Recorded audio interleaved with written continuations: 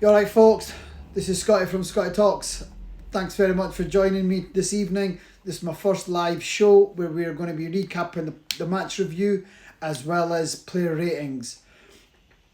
I'm sorry it's taken longer than I thought. I was just celebrating. I know. I sounded miserable in my last video, but I was trying to be more professional. But I'm back. Okay, I've had to pick myself up. I've ran out the house, screamed the street down, because I did not see this coming. I did not see this coming. I mean, I gave a match prediction earlier on this afternoon. I thought it was going to be 2-2.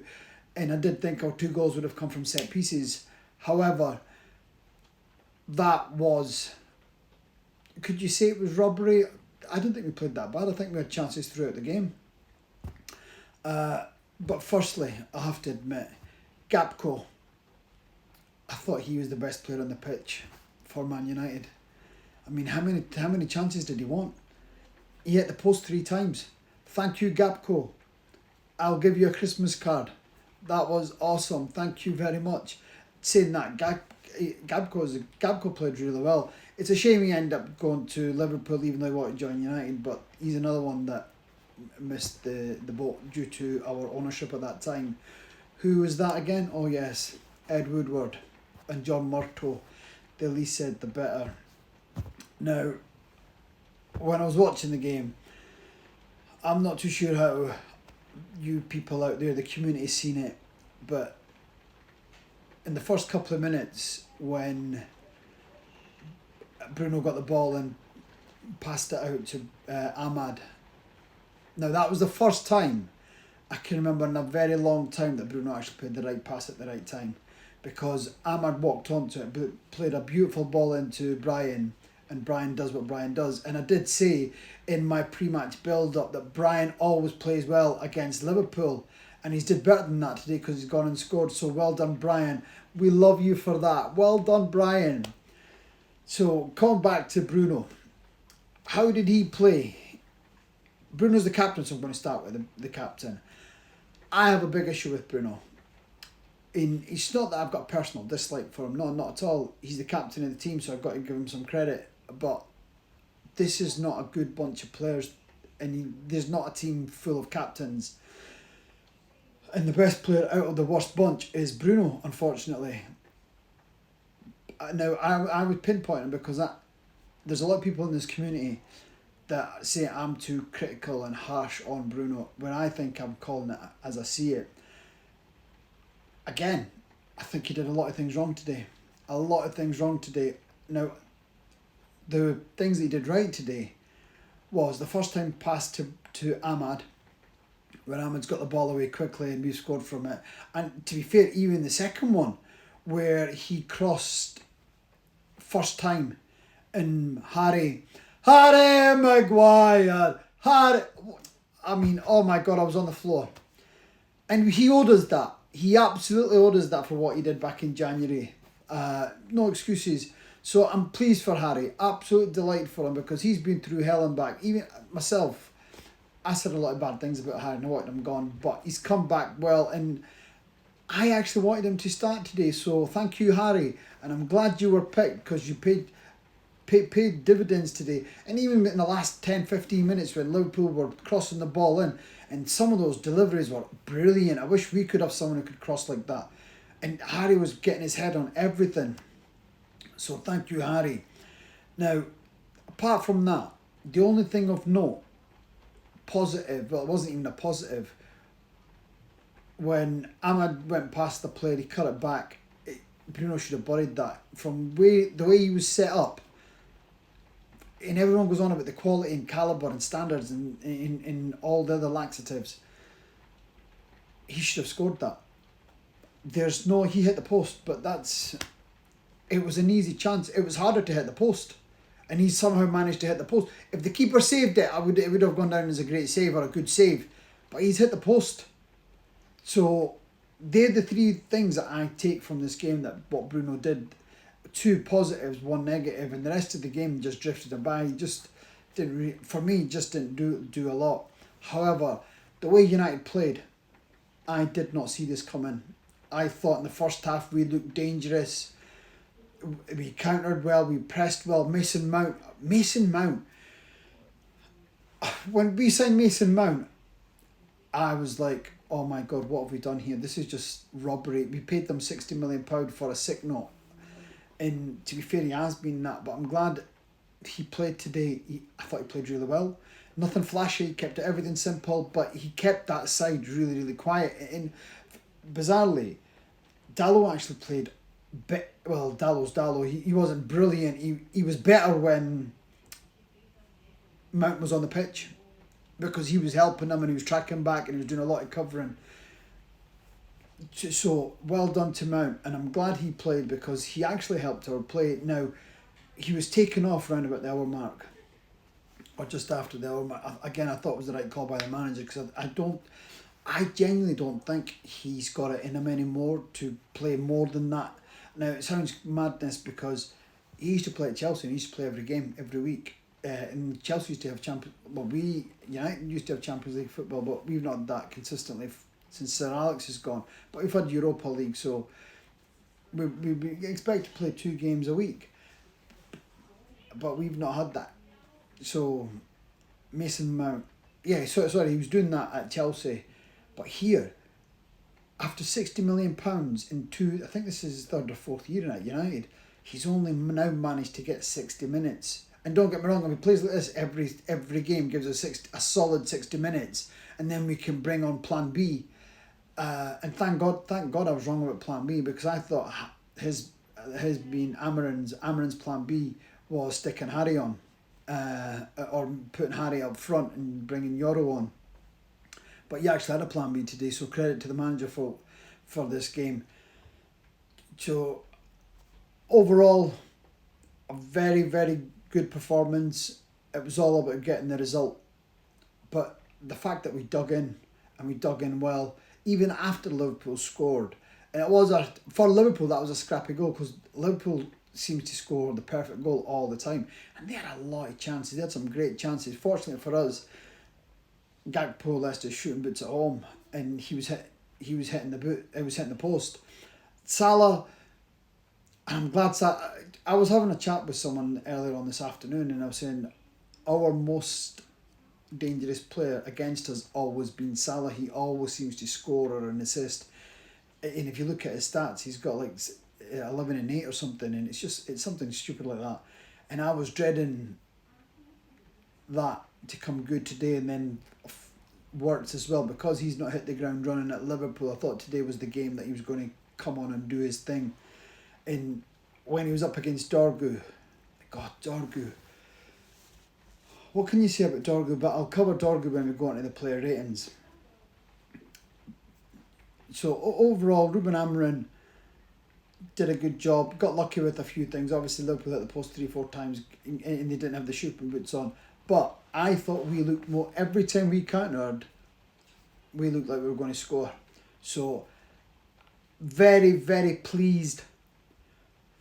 My first live show, very pleased that we won, because it would have been opposite. It's taken me 10 minutes to get over the result. I was up and down, jumping up and down after my little clip, just to celebrate that we actually won a game. And this is the first time that we've won 2 games back to back under Ruben Amorim. And just before last week, when I started doing my intro and things like that, I actually said that that's the first thing I'm going to do. I'm going to set up a challenge where I'll have to forfeit something, I'll have to do something silly, just because it's Man United. Now, I've seen, I don't know if the community are aware of a chap called United Strand. Now, this guy's mental. A while back, he made a pledge that I'm not going to get my hair cut until United have won 5 games in a row. Well, his hair looks like a hedge, bless him. So, United Strand, if you're watching, 3 to go, 2 down. Keep my fingers crossed for you, and hopefully we can get it done before Christmas. And I look forward to seeing you again. So that's the United Strand taken care of. So yeah, well, I said I'm going to go 2 games without getting a shave and getting a haircut, but I think I'm going to pan that just now. Well, I'll have to think of something worse than that, or if the community want to challenge me or do something, I'm open to that as well. Now, let's move on to the player rating. The goalie. What can I say about the goalie? I'm so glad we picked up Lamans. And I wished we got him at the start. I wish we got him and played him as soon as we got him. Because those blunders that Bayinder's made, I don't think I would have seen this keeper make them. Because, again, solid. Even the goal that Liverpool scored, it was a scruffy goal. It was Dorgu's error that got the ball to Gakpo before he tucked it in. So it wasn't really the keeper's fault. He made a couple of great saves in the game, but what I loved about him was his kicking, kicked at the right time, passed at the right time, handling, came for crosses, just put the whole back three at ease. And when he made a big save, the defence, Harry Maguire and De Ligt came running over to congratulate, saying, well done, well done. End of the day, he's a goalkeeper who's just doing his job. Now, us United fans are that desperate because we see a keeper make a save, we're like, wow, what's just happened? And even the players are in shock. So for me, Lamans gets a 7. A solid 7. Because it's my first player rating, so I don't want to set the bar too high. It was Liverpool at the end of the day. In fact, you know what? I'm going to give him an 8. Just because when we needed to, at the end, in the last 8 minutes, he came and claimed and wasted some seconds. For a young goalkeeper, going to Anfield, first time, I think he deserves an 8. I'm going to give him 8. If you want to disagree, I'm open to discuss this in the chat. De Ligt, I don't think he put a foot wrong today. I thought he was solid, absolutely solid. And if it got past him, Harry was there. They two together, I thought, played really well today. So I'm giving De Ligt a solid 7. And it's the first time I've said that because although he's been our best defender of the season so far, I've always watched it because he does make a lot of blunders and he makes a lot of errors that are being critical. And every time he's come up against Liverpool, he's caused goals and given away penalties. So I had that in for him. But he played well today. He was solid, as solid as could be. I thought, okay, the Isak, he kept Isak fairly quiet. Apart from that one shot that Isak had, I don't remember Isak having anything else in the game. Okay, Gakpo was coming in, but it was easy for Gakpo because he had the right wing back who wasn't a right wing back. And Gakpo was kept exposing him because he wasn't a right wing back. But for me, De Ligt, solid 7. Harry Maguire. Man, have I given this man some abuse in his time at United. But today, did you know, when he scored that winner against Lyon, that was the first game I stopped criticising Harry Maguire because Harry Maguire was plan B, even though he was plan B in that game. Harry Maguire, not just for the goal, some of the tackles, some of his decision making, some of his clearance, spot on. Contender for man of the match for me. Absolute with Gakpo. Spot on. Can't fault him. Now, I want the manager not to change them two. He has to let them build.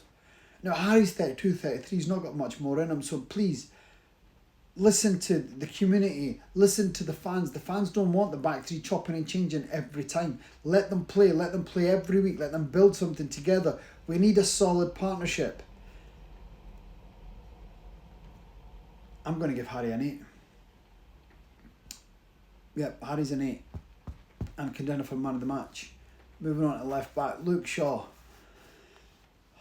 Luke Shaw had one of them games where he did some good things, but he followed that with some bad and then some horrendous. I really feel for Luke Shaw. He's one of my favourite players at United. And before he got his injury, he was our best player. Since his injury, every time he runs a bit of steam, he builds a bit of momentum. He gets another injury, then he keeps getting set back. And he always keeps getting back. He's always trying to prove himself, trying to get fit. And every time he gets there, he gets injured again. So I feel for him. So I don't like criticising him, even though I think, okay, I'll give him a 6. I think I'll give him a 6. Yeah, he wasn't that bad. I think I'm being too hard on him. So a 6 for Luke Shaw. Wing back, Ahmad. Love this kid. I thought his booking was never a booking. Just, what else was Ahmad meant to do? He won the ball fair and clear. He needed to take the player. That was after, and it wasn't even a bad tackle, but the guy made a meal of it. And this is what's disappointing. The refereeing today is an absolute joke. Absolute joke. But when I'm at I can't remember who crossed the ball, but it hit his arm. I thought the referee was going to call it a penalty, but I'm so glad that Michael Oliver actually overruled VAR. We need to see more of that, because he was pretty damn clear that what he's seen was not a penalty. And for me, the game is being ruined because the referees have stopped officiating because they're relying on VAR, and these people that are monitoring VAR are not skilled enough. Unless it's Howard Webb, but he can't set every game. He just puts someone there, and he's making the job for the officials, the referees, harder, because they feel they're getting scrutinised for every decision. And if they make up, like today, Michael Oliver, he's called it. He's saying it's no penalty, play on. If VAR looked at it and then said to Michael Oliver, can you please go over and look at the screen, and then he called it a penalty, fair dues. That's what VAR should be. They should not, the referee should make the call, not send it up to VAR every time. Do what you're getting paid for.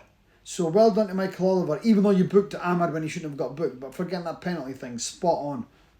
Can't fault you. I thought Michael Oliver played well as a referee, officiated the game pretty well, didn't book anyone, but there wasn't really any bad tackles. Yeah, there was a few fairies falling over. Jesus Christ.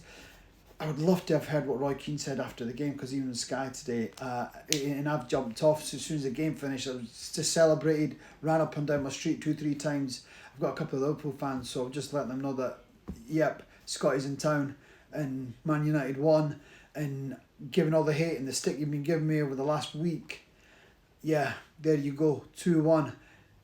And I think I've not even looked at the table, but I believe we're about 2 points behind them. Is it 2 or 3? I'm not too sure. Just say 2. Just say 2. So who knows? But it's definitely on the up. Ahmad, for me, 7. Just everything he did was brilliant. I wasn't too pleased when he was subbed, but given he was booked, the game could have drifted away, so fresh legs. So I've got to give him a bit of slack. He called that right. Now I wanted Ahmad to be a sub for Mazraoui. I never had Mazraoui Ahmad in my starting 11. I wanted Mazraoui, and I wanted Ahmad to come on the hour mark to take the game to Liverpool. However, he played the first hour and he took the game to Liverpool, so he had a bigger impact than what I thought he was going to have. Left wing back, Dalot. How we let Wambi go for this guy, I will never know. Because this guy is an absolute joker. He's absolutely stealing 11. He was horrendous. Horrendous. When he was on the left, he was shocking. Shocking. So when they made that change, when Ahmad went off, he came over to the right. He wasn't much better. Slightly better, but wasn't much better. I do not know why he's played every week. I've not seen anything in this guy, and since we've signed him, apart from the odd game, the 2 games that he's had in the years he's been here, he merits a starting position every week. I just don't get it.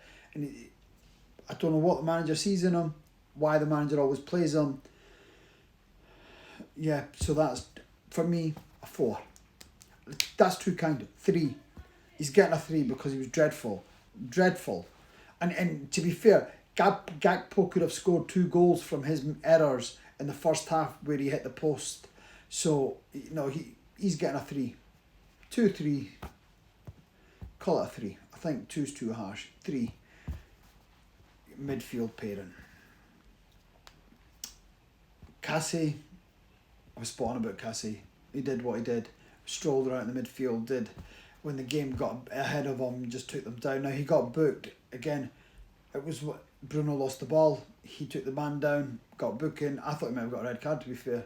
But it just shows how delicate he's handled. The manager took him off straight away. The correct decision, may I add. The correct decision. So I'm going to give Casemiro a 6. Just because Casemiro did what he does. And he's not got the legs anymore. So and it's at Anfield, playing Liverpool. these fresh legs around him, and he's going to struggle. But I thought he did okay. Give him a 6. Bruno, I touched him on earlier in the reel, so I don't think I need to go back into say much more on Bruno other than what did I give him. I'll probably give him a 6 as well, and that's been generous.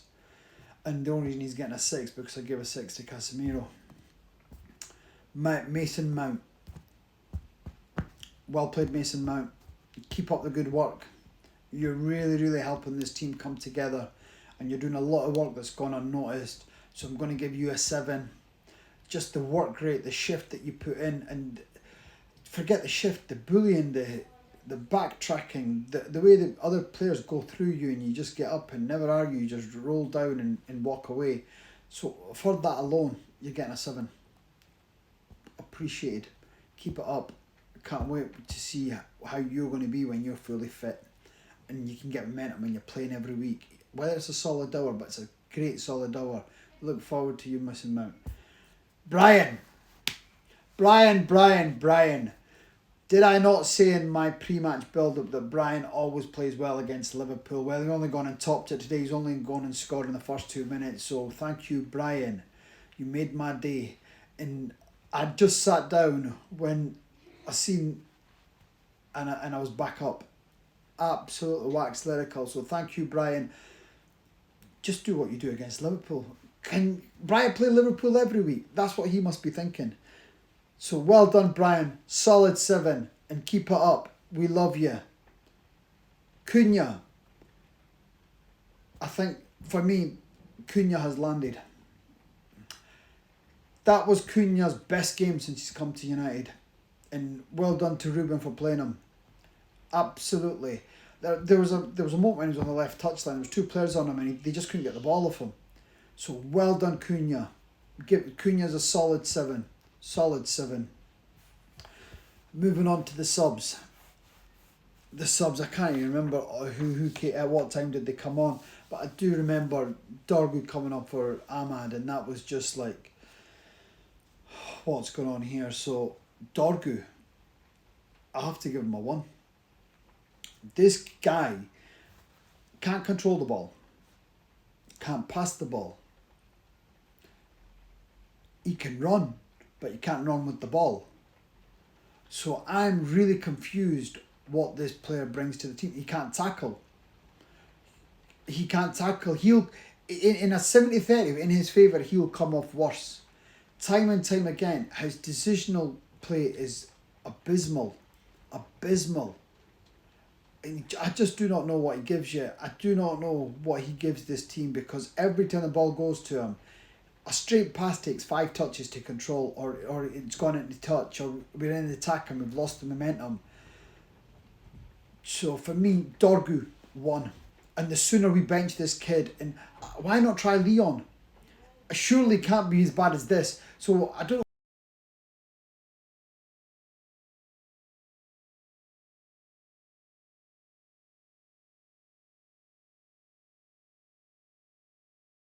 This guy, the better. Ugarte, I didn't even know he was on the pitch. I didn't even know he was on the pitch.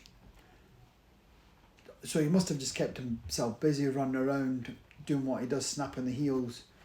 So, 5. Kobe, bless him. You only got 10 minutes. Kobe, I feel sorry for your son. Getting treated like this. He didn't even touch the ball. What Kobe did in the game, he was just blocking shots. Is that what Kobe is? Is that where Kobe's at? Is this what the manager sees Kobe as? To get in the way of shots? Because he didn't have the ball in his feet and doing what Kobe does.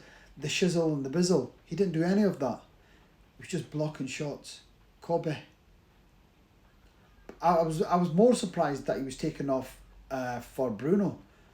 Which, again, I've always criticised this manager that he's never ever taken Bruno off and he doesn't give him enough. I think the next game, Bruno has to be taken off on the hour mark and Kobe has to come on. If he's not starting, bring him on the hour mark for Bruno. Watch the transformation in this team. Kobe is a generational talent.